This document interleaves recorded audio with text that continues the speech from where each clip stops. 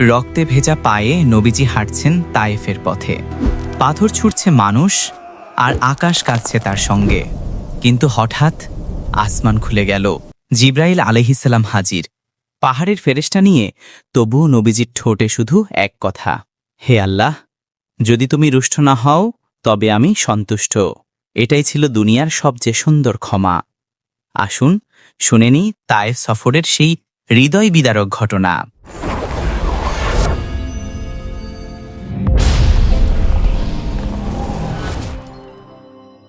সম্মানিত দর্শকবৃন্দ, ঘটনাটি ছিল নবুয়তের 10ম বছরে। এই বছরকে বলা হয় আমুল হোসন, অর্থাৎ দুঃখের বছর।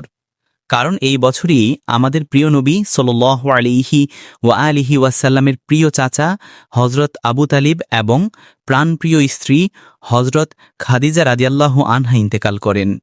এই দুই মহান ব্যক্তি ছিলেন তার সবচেয়ে বড় আশ্রয় ও সান্ত্বনা। তাদের ইন্তেকালের পর মক্কার কাফেররা হুজুরের উপর আরও বেশি জুলুম ও নির্যাতন শুরু করে। তাই হুজুর সাল্লাল্লাহু আলাইহি ওয়া আলিহি ওয়াসাল্লাম মক্কার অত্যাচার থেকে কিছুটা মুক্তির আশায় শাওয়াল মাসে নবুয়তের 10ম বছরে তায়েফ যাত্রা করেন। তার ধারণা ছিল হয়তো তায়েফের মানুষরা হেদায়েত গ্রহণ করবে এবং ইসলামের প্রতি সহানুভূতিশীল হবে। তিনি তার আজাদ করা দাস হজরত জায়েদ বিন হারিসা রাদিয়াল্লাহু আনহুকে সঙ্গে নিয়ে দাওয়াতের উদ্দেশ্যে তায়েফে যান। তারা তায়েফের শাসক গোষ্ঠীর সাথে সাক্ষাৎ করেন, যারা ছিল তার নানার দিকের আত্মীয়। সেই সময় তায়েফে অমর বিন উমাইরের 3 পুত্র আবদি আলিল, মাসুদ এবং হাবিব শাসক ছিলেন। তারা ছিল বনু সাকিফ গোত্রের মানুষ। রাসূলুল্লাহ সাল্লাল্লাহু আলাইহি ওয়া আলিহি ওয়াসাল্লাম এদেরকে ইসলামের দাওয়াত দেন এবং সহযোগিতা কামনা করেন। তিনি সেখানে টানা 10 দিন অবস্থান করে তাদেরকে বোঝানোর চেষ্টা করেন, কুফর ও শিরক ত্যাগ করে ঈমান গ্রহণের আহ্বান জানান। কিন্তু 3 জনই অত্যন্ত ঔদ্ধত্যপূর্ণ এবং অবমাননাজনক জবাব দেয়। প্রথমজন বলল, আল্লাহ কি তোমার মতো একজন ছাড়া আর কাউকে পাননি নবী বানানোর জন্য? দ্বিতীয়জন বলল, কাবা শরীফের জন্য এর চেয়ে বড় অপমান আর কি হতে পারে যে তোমার মতো কেউ নবী হবার দাবি করছে? তৃতীয়জন বলল, আমি তোমার সাথে কথা বলবো না। যদি তুমি সত্যবাদী হও তবে তোমার সাথে কথা বলার ভয়ে ভয়ে আদবের খেলাফ, আর যদি তুমি মিথ্যাবাদী হও তবে তুমি কথা বলার যোগ্যই নও। উল্লিখিত সর্দাররা শুধু হেদায়েত গ্রহণ করতে অস্বীকৃতি জানায়নি, বরং তারা তায়েফ শহর থেকে রাসূল সাল্লাল্লাহু আলাইহি ওয়া আলিহি ওয়াসাল্লামকে বের করে দেয়। কিন্তু দুর্ভাগ্যজনকভাবে তারা এখানেই থেমে যায়নি। তারা তায়েফের উশৃঙ্খল ও বখাটে ছেলেদের উস্কে দেয়, যেন তারা রাসূলুল্লাহ সাল্লাল্লাহু আলাইহি ওয়া আলিহি ওয়াসাল্লামের পেছনে লেগে যায়। তাকে পাথর ছুঁড়ে আহত করে এবং উপহাস করে।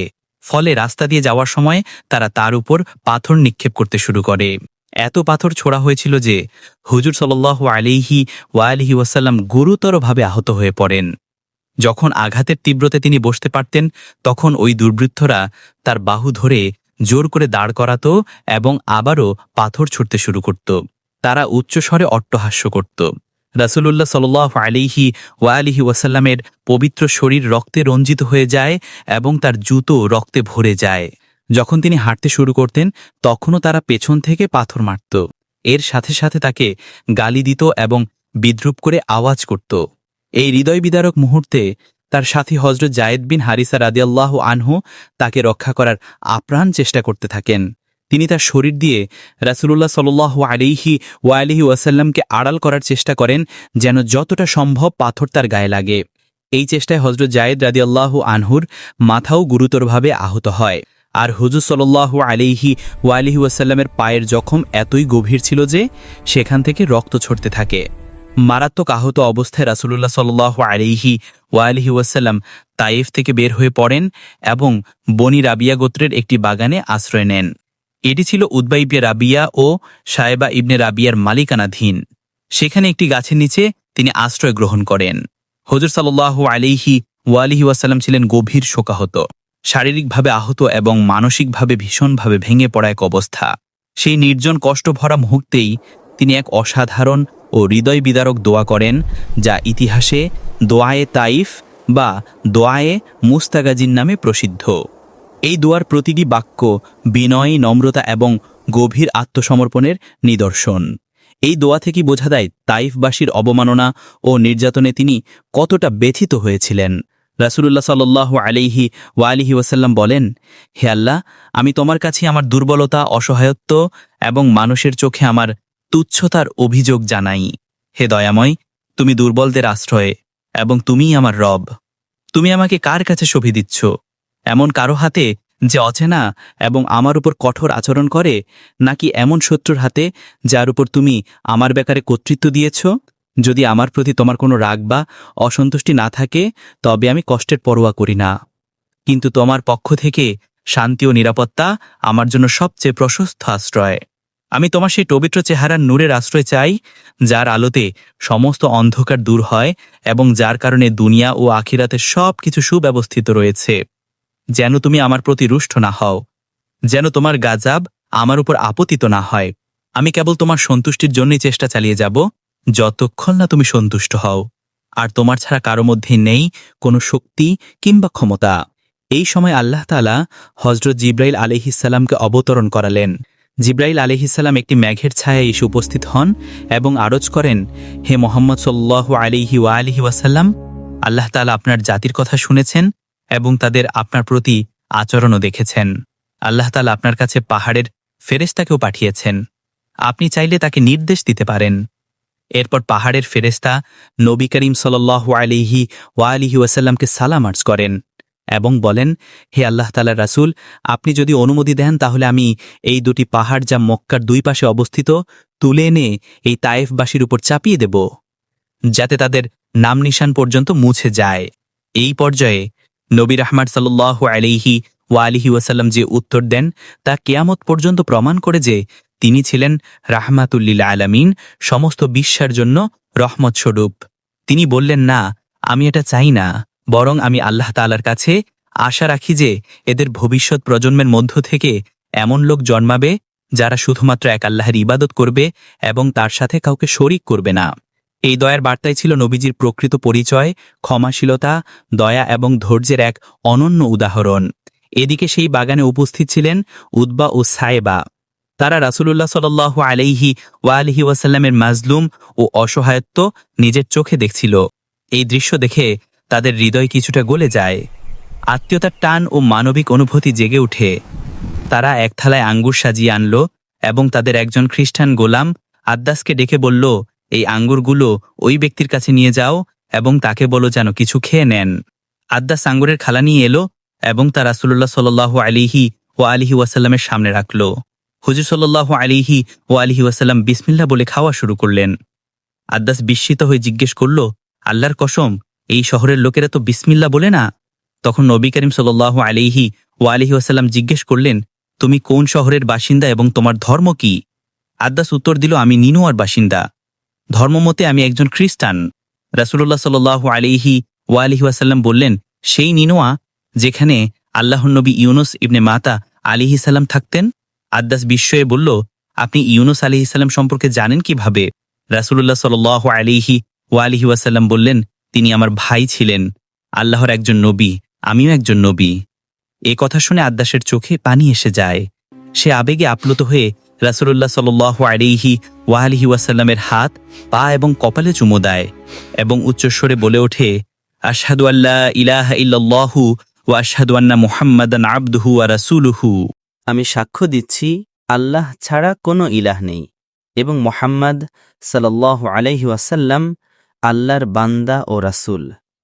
যখন আদ্দাস ফিরে গেল তখন উতবা ও সাইবা তাকে বলল, তুমি ওই ব্যক্তির হাত ও পা চুম্বন করছিলে, সতর্ক থাকো, সে যেন তোমাকে তোমার ধর্ম থেকে ফিরিয়ে না দেয়। মনে রেখো, তোমার ধর্ম তার ধর্মের চেয়ে উত্তম। এরপর ফেরার পথে রাসূলুল্লাহ সাল্লাল্লাহু আলাইহি ওয়াসাল্লাম কয়েকদিন মাকামে নাখলাতে অবস্থান করেন। এক রাতে তিনি নামাজে রত ছিলেন। ঠিক তখনই নাসিবিনের জিনদের একটি কাফেলা সেখানে উপস্থিত হল। তারা থেমে গেল এবং কুরআনের তেলাওয়াত শুনতে থাকল। কুরআনের আয়াতগুলো তাদের হৃদয়কে কাঁপিয়ে দিল। তারা সঙ্গে সঙ্গে ঈমান গ্রহণ করে এবং নিজেদের কওমে ফিরে গিয়ে ইসলামের দাওয়াত দেয়। রাসূলুল্লাহ সাল্লাল্লাহু আলাইহি ওয়াসাল্লাম তখনও জানতেন না এই জিনরা এসেছিল এবং তার তেলাওয়াত শুনে ঈমান এনেছিল। পরে এই বিষয়ে আল্লাহ তাআলা সূরা আহকাফে উল্লেখ করেছেন, তাদের আগমন ও ঈমান গ্রহণ সম্পর্কে তুমি জানতেও পারোনি। যখন রাসূলুল্লাহ সাল্লাল্লাহু আলাইহি ওয়াসাল্লাম মক্কার কাছাকাছি পৌঁছালেন, তখন হযরত যায়েদ বিন হারেসা রাদিয়াল্লাহু আনহু বললেন, ইয়া রাসূলুল্লাহ, আপনি মক্কায় কিভাবে প্রবেশ করবেন? তারাই তো আপনাকে বের করে দিয়েছিল। নবীজি সাল্লাল্লাহু আলাইহি ওয়াসাল্লাম উত্তরে বললেন, হে যায়েদ, আল্লাহ তাআলা অবশ্যই এই বিপদ থেকে মুক্তির কোনো না কোনো উপায় সৃষ্টি করবেন। তিনি তার দ্বীনের রক্ষক এবং সাহায্যকারী, আর তিনি তার নবীকে বিজয়ী করবেন, এতে কোনো সন্দেহ নেই। এরপর হুজুর সাল্লাল্লাহু আলাইহি ওয়াসাল্লাম গারে হেরার কাছে পৌঁছান এবং আখনাস ইবনে সুরাইকের কাছে বার্তা পাঠান এই মর্মে যে, আপনি কি আমাকে মক্কায় আশ্রয় দিতে পারেন? আখনাস দুঃখ প্রকাশ করে বললেন, আমি কুরাইশদের মিত্র, তাই আপনাকে আশ্রয় দিতে পারবো না। এরপর তিনি বার্তা পাঠান সুহাইল ইবনে আমরের কাছে, কিন্তু তিনিও অনিচ্ছা প্রকাশ করেন এবং আশ্রয় দিতে অপারগতা জানান। সবশেষে নবীজি সাল্লাল্লাহু আলাইহি ওয়াসাল্লাম মুতিম ইবনে আদিয়ের কাছে বার্তা পাঠান। মুতিম রহিমাহুল্লাহ আনন্দের সাথে তা গ্রহণ করেন। তিনি তার পুত্র ও গোত্রের সদস্যদের একত্র করেন, সবাইকে অস্ত্র দিয়ে সজ্জিত করেন এবং মক্কার প্রবেশদ্বারে দাঁড়িয়ে ঘোষণা দেন, হে মক্কার জনগণ, শুনে রাখো, আমি মুহাম্মদ সাল্লাল্লাহু আলাইহি ওয়াসাল্লামকে আশ্রয় দিয়েছি, কেউ যেন তার সঙ্গে কোনো ধরনের হস্তক্ষেপ না করে। এরপর মুতিম নিজে একটি উটের পিঠে সাওয়ার হয়ে রাসূলুল্লাহ সাল্লাল্লাহু আলাইহি ওয়াসাল্লামকে সঙ্গে নিয়ে হারাম শরীফের দিকে অগ্রসর হলেন। রাসূলুল্লাহ সাল্লাল্লাহু আলাইহি ওয়াসাল্লাম হারামে প্রবেশ করলেন, হাজরে আসওয়াদকে চুম্বন করলেন, তাওয়াফ করলেন, 2 রাকাত নামাজ আদায় করলেন এবং নিজের ঘরে ফিরে গেলেন। এই পুরো সময়ে মুতিম ইবনে আদি এবং তার পুত্ররা তাকে ঘিরে রাখলেন এবং পূর্ণ নিরাপত্তা প্রদান করলেন। মুতিম ইবনে আদি এর এই অনুগ্রহ ও আশ্রয়দানের ঘটনা রাসূলুল্লাহ সাল্লাল্লাহু আলাইহি ওয়াসাল্লাম কখনো ভুলে যাননি। উহুদের যুদ্ধ এবং বদরের যুদ্ধের পর আল্লাহ রব্বুল আলামিনের দয়াতে মুসলমানরা খুবই শক্তিশালী হয়ে গিয়েছিল, আর অন্যদিকে যারা কাফির মুশরিক ছিল তারা দুর্বল হতে শুরু করছিল। আর সেজন্যই তারা চাইতো যে যে কোনো প্রকারে মুসলমানদের অস্তিত্বকে একেবারে সমাপ্ত করে দেওয়া যায় কিনা। তারা অল আউট প্ল্যান করছিল, মানে সমস্ত শক্তি দিয়ে এমন একটি যুদ্ধ করতে হবে যেন মুসলমানদেরকে একেবারে নির্মূল করে দেওয়া যায়। কাফির মুশরিকদের ভিতরে বড় বড় নেতারা একত্রিত হয়ে তারা বলাবলি করতে লাগলো, আমরা কবে এবং কখন মদিনার উপরে হামলা করব এবং মুসলমানদেরকে নির্মূল করে দেব। এরপরে 627 খ্রিস্টাব্দের জানুয়ারি মাসে কাফির এবং মুশরিকরা একসাথে জোট বেঁধে মদিনার দিকে হামলা করার উদ্দেশ্যে রওনা দিল। তারা মদিনার মরুভূমির পথে হাঁটতে হাঁটতে ক্লান্ত হয়ে গিয়েছিল, এজন্য তারা কিছুক্ষণ বিশ্রাম নিল। এই খবর যখন হজরত মুহাম্মদ সাল্লাল্লাহু আলাইহি ওয়াসাল্লামের কাছে পৌঁছালো, তখন রাসূল সাল্লাল্লাহু আলাইহি ওয়াসাল্লাম তার সমস্ত সাহাবায়ে কেরামদের ডেকে পাঠালেন এবং নবীজি উচ্চস্বরে বলতে লাগলো, একদিকে আরবের সমস্ত মুশরিকরা জোটবদ্ধ হয়েছে আর অন্যদিকে আমরা সামান্য কয়েকজন মুসলিম। হে আমার সাহাবীরা, এখান থেকেই আল্লাহ রব্বুল আলামিনের পক্ষ থেকে সিদ্ধান্ত আসবে যে হক আর বাতিলের মধ্যে কোনটি সত্য। তখন সমস্ত সাহাবায়ে কেরামরা ভাবতে লাগলো, এত বড় কাফির মুশরিকদের সঙ্গে আমরা কিভাবে লড়াই করব। তখন সালমান ফারসি রাদিয়াল্লাহু তাআলা আনহু বললেন, ইয়া রাসূলুল্লাহ, আমাদের মদিনায় তো 3 দিক দিয়ে পাহাড় দ্বারা বেষ্টিত, আর যাওয়া আসার জন্য শুধুমাত্র একটা রাস্তাই খোলা আছে। যদি আমরা ওই রাস্তাটিকে বড় গর্ত করে দেই বা খাল খনন করে দেই, তাহলে কোনো কাফেররা খোলাখুলি মদিনায় হামলা করতে পারবেন না। হযরত সালমান ফারসি রাদিয়াল্লাহু তাআলা আনহু এর কথা শুনে নবীজি সাল্লাল্লাহু আলাইহি ওয়াসাল্লাম তখন বললেন, হে আমার সাহাবীগণ, তোমরা সকলেই যার যার মতো করে কাজে লেগে পড়ো এবং ওখানে বড় একটি খাল খনন করে দাও, যাতে কাফের মুশরিকরা সরাসরি মদিনায় হামলা না করতে পারে। এরপরে আল্লাহ রব্বুল আলামিনের দয়াতে সমস্ত সাহাবায়ে কেরামরা মিলে শেষ পর্যন্ত মদিনাকে হেফাজত করার জন্য 4.5 কিলোমিটার লম্বা ও 4 মিটার গভীর একটি খাল খনন করল। খন্দকের যুদ্ধে কাফের মুশরিকরা মুসলমানদের বিপক্ষে আবু সুফিয়ান তৎকালীন বিশ্বের সবচেয়ে বড় বীর অমর বিন মারহাবকে নিয়ে এসেছিল। আরবের বড় বড় পালোয়ানেরা পর্যন্ত অমর বিন মারহাবকে দেখে ভয় পেত, আর এত সব পালোয়ান সহ তারা মদিনার কাছে এসে দেখল মদিনার প্রবেশপথে একটি বড় খাল খনন করা হয়েছে, যা দেখে তারা ভীষণ অবাক হলো এবং অমর বিন মারহাব বলল, এত বড় খন্দক এত সামান্য কয়েকজন মানুষ কেমন করে খুঁড়েছে? এবার আমরা মদিনার উপরে কিভাবেই বা আক্রমণ করব? এরপরে তারা 6 সপ্তাহ পর্যন্ত মদিনার বাইরে এসে অপেক্ষা করতে থাকলো সুযোগের জন্য। এরপরে অমর বিন মারহাব বলল, এটা আমাদেরকে অপমান করার জন্য করা হয়েছে, আর আমি এখানে খালের পাড়ে বসে মদিনাবাসীর জন্য অপেক্ষা করতে পারছি না। আমি এখনই খাল টপকিয়ে মদিনায় ঢুকছি।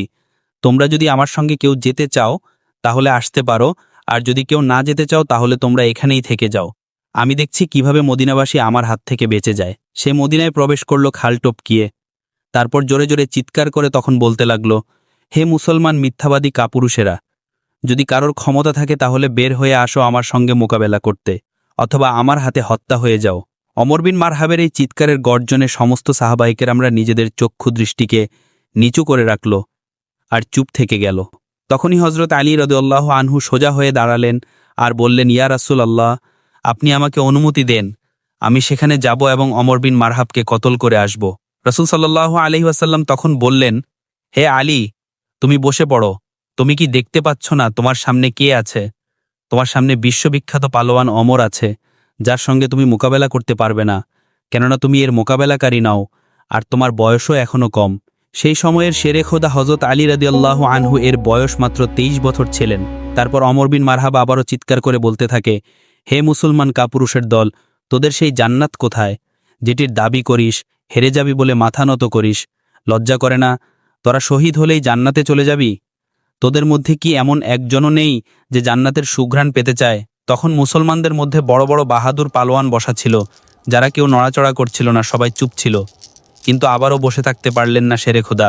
হযরত আলী রাদিয়াল্লাহু আনহু আবারও সোজা হয়ে দাঁড়িয়ে রাসূল সাল্লাল্লাহু আলাইহি ওয়াসাল্লামকে বলল, ইয়া রাসূলুল্লাহ, আপনি আমাকে শুধুমাত্র অনুমতি দেন, আমি এই জালিম শয়তানের মুখ বন্ধ করে ছাড়ব। তখন রাসূল সাল্লাল্লাহু আলাইহি ওয়াসাল্লাম বললেন, হে আলী, তুমি বসে যাও। তুমি কি দেখতে পাচ্ছ না তোমার সামনে ওমর আছে? এরপরে রাসূল সাল্লাল্লাহু আলাইহি ওয়াসাল্লাম নিজেই বললেন, কে এমন আছো যে এই কাফেরের মুখ বন্ধ করবে? এমন এমন কথা শুনে সবাই নিজের নজরকে নিচের দিকে রাখল, আর সবাই তখন বলতে লাগল, ইয়া রাসূলুল্লাহ, আপনি কি জানেন না এই ওমর বিন মারহাব এক হাতে উটের বাচ্চাকে ধরে রাখে আর অন্যদিকে শত শত শত্রুদের উপরে একসাথে তরবারি চালায়? এই শয়তানের সাথে কে লড়াই করতে পারবে?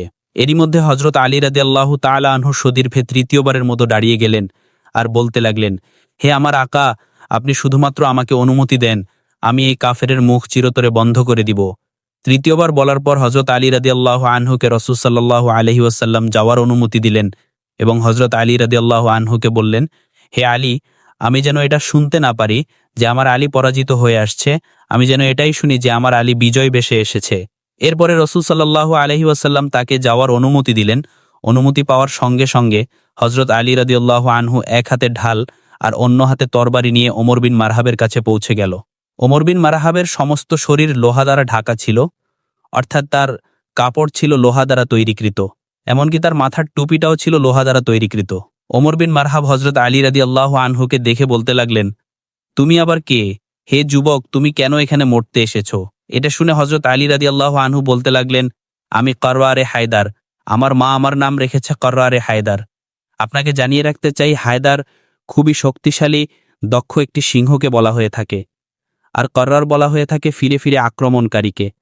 আর এজন্যই হজরত আলী রাদিয়াল্লাহু আনহু এর উপাধি ছিল করওয়ারে হায়দার, অর্থাৎ ফিরে ফিরে আক্রমণকারী সিংহ। ওমর বিন মারহাব আবারও বলতে লাগলো, তুই যেমনভাবে এসেছিস বাদশা, সেভাবেই ফিরে যা, কেননা আমি বাচ্চাদেরকে মারতে চাই না। হজরত আলী রাদিয়াল্লাহু আনহু তখন বললেন, কিন্তু আমি তো তোকে মারতে এসেছি। এমন কথা শুনে ওমর বিন মারহাব খুবই রাগান্বিত হয়ে গেল, আর সেজন্য এগিয়ে এসে হজরত আলী রাদিয়াল্লাহু আনহু এর উপরে হামলা করল। হজরত আলী রাদিয়াল্লাহু আনহু এর ঢালের উপরে এত জোরে আঘাত করল যে তার ঢাল দুই টুকরো হয়ে তরবারির কিছুটা আঘাত হজরত আলী রাদিয়াল্লাহু আনহু এর ঘাড় মুবারকে ক্ষতবিক্ষত করে দিল। কিন্তু এবার হজরত আলী রাদিয়াল্লাহু আনহু করওয়ারে হায়দার হলেন, অর্থাৎ ফিরে ফিরে আক্রমণ করতে লাগল। তিনি ঘুরে দাঁড়িয়ে ওমর বিন মারহাবের উপরে এত জোরে হামলা করল যে যেখানে ওমর বিন মারহাবের ঢাল দুই টুকরো তো হলোই, তার পাশাপাশি উপর থেকে নিচ পর্যন্ত ওমরের শরীর দুই খণ্ডিত হয়ে গেল। বলা হয়ে থাকে, ইতিহাসে এত জোরে তরবারি দিয়ে কেউ কাউকে কোনোদিন আঘাত করতে পারেনি, কেননা আলীর এক আঘাতে ওমরের ঢাল দুই টুকরো হলো। তারপর হযরত আলী রাদিয়াল্লাহু আনহু ওমরের লাশের উপরে দাঁড়িয়ে বলল, তুই আমার সঙ্গে কেমন করে মোকাবেলা করবি? পাথরের পূজারী, আর আমি রব্বে মুহাম্মদের গোলাম। পরের দিন রাসূল সাল্লাল্লাহু আলাইহি ওয়াসাল্লাম সকল সাহাবায়ে কেরামদেরকে উদ্দেশ্য করে বললেন, আমি কাল বিজয়ের পতাকা একজনের হাতে তুলে দেব।